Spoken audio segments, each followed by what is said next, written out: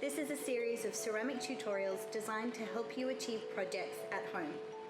In this introductory video, I'll be running through all the tools and materials you need to get started with hand building, and also how to prepare your space and your clay.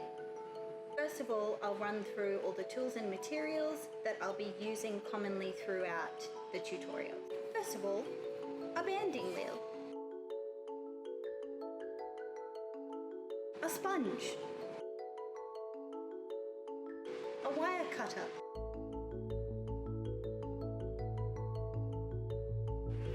a wooden modelling tool,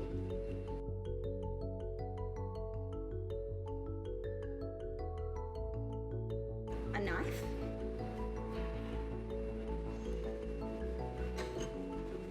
a pin tool,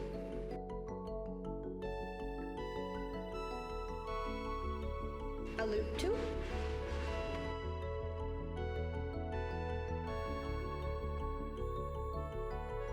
a serrated metal rib, a rubber rib, my library card, some clay. In these tutorials I'll be using fine white stoneware, a bat, some brushes in various sizes, a plastic box with a lid, some ceramic underglazes in various colours, hello, a palette for your underglaze, a vessel for water or slip, a plastic bag,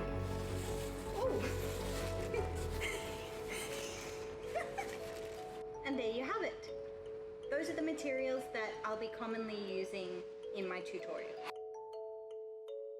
Before you get started making, you can cut off the amount that you need for your project with your wire cutter. So this may seem quite simple, but I've seen it trip people up. So I like to run through proper technique with cutting clay with your wire cutter. So big no-no is to go from on top of the clay, because if you go on top, then you've got to cut down and to the side, and it just gets hectic and uneven and just, what is this?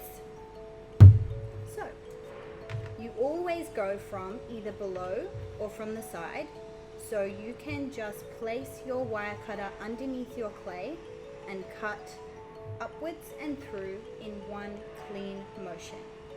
You can also go from the side and position your hands on the opposite end to stabilize and slice through in one.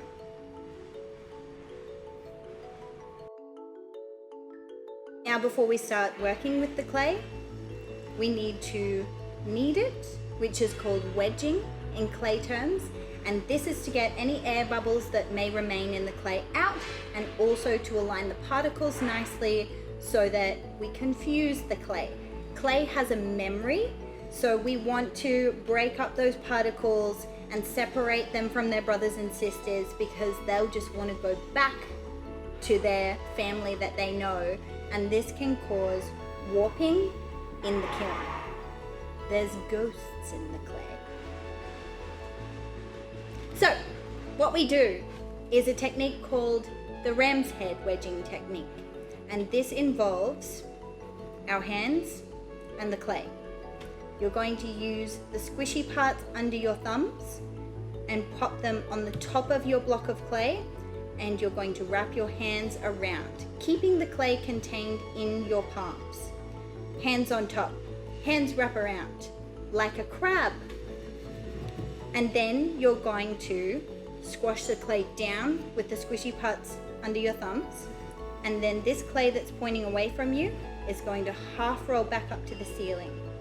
I do this step standing up a lot so I can push myself forward with a slight lunge and get a little bit of momentum, and so I'm not putting too much stress on my shoulders, but we can do this sitting down. So we're going to push away, making sure we're keeping the clay contained, half roll back up to the ceiling, push away, half roll back up to the ceiling, push away, And once you've got that down, you can go a little bit faster and you'll start to get a shape that looks like a ram's head. 30 to 40 times straight out of the bag is a nice amount to confuse those particles. If you're working with clay again that you've worked with before, you will need to wedge this clay 100 times so that all that air that you've put into it during your project has gotten out. So just practice. Practice, practice, practice. I do this every day. So now I'm going to get my clay into a ball, and I've decided that I'm just going to work with half of this clay for the project that I'm wanting. So I'll cut this in half, and it's good to wedge a larger amount and then you can separate it into smaller projects and you just cut down your time wedging. So I'm putting this off to the side, and now I'm going to get my clay into a ball.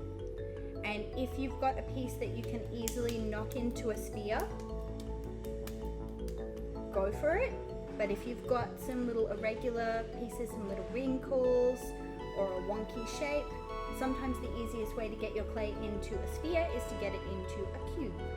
So I'm just going to knock it on the table on 6 distinct sides and get a cube.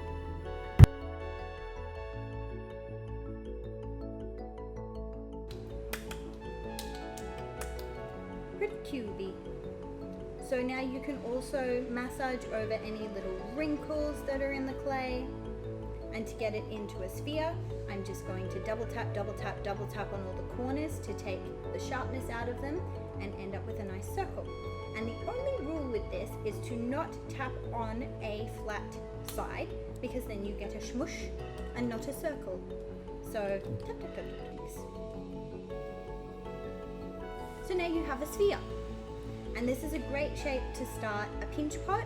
You can also roll it into a little cylinder or make it into a lower shape, a nice wide smush if you want a nice wide bowl. You don't have to start with a circle. You just think of what shape you're going for in terms of what project you want to achieve and how you need to get there. So the last thing you need before you get started on your hand building project is to make some slip. And slip is a combination of clay and water to make a nice paste, which helps with joining pieces of clay to each other. It's the glue in between the two pieces. So you will need some clay and a container of water. And I have my cat cup here, Genevieve, and she's going to help us by being a vessel. So you just break off little bits of wet clay and pop them in some water. You only need a little bit of water if you're just making a little bit of slip.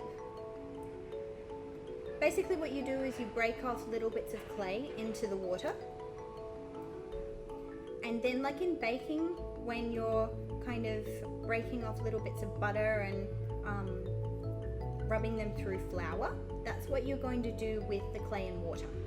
So I'm just getting my container and I'm massaging those pieces of clay